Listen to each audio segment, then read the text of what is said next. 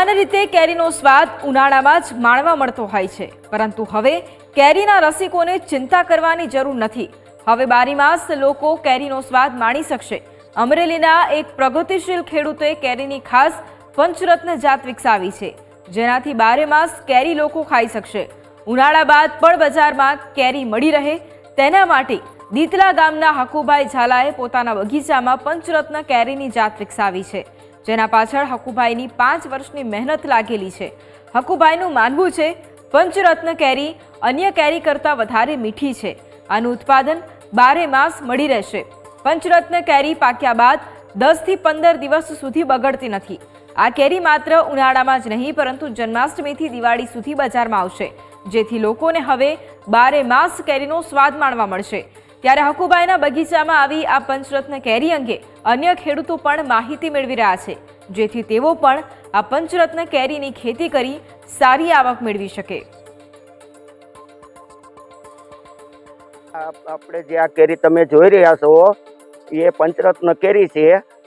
તે કેસર કેરી અને તમામ કેરી પૂર્ણ થયા બાદ આનો ફાલ શરૂ થાય છે। જન્માષ્ટમીએ પાકે છે, દિવાળીએ પાકે છે, એટલે બારમાસિક જેવો અવારનવાર આનો ફાલ ચાલુ રહે છે।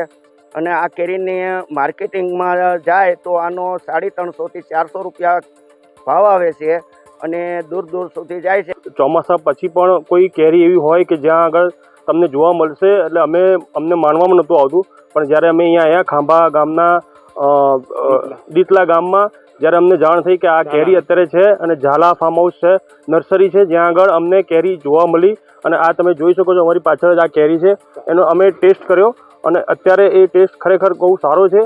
અને જે આનો ભાવ જે છે એ 400 રૂપિયાની આસપાસ જે ખેડૂતો છે એ અમને કહી રહ્યા છે।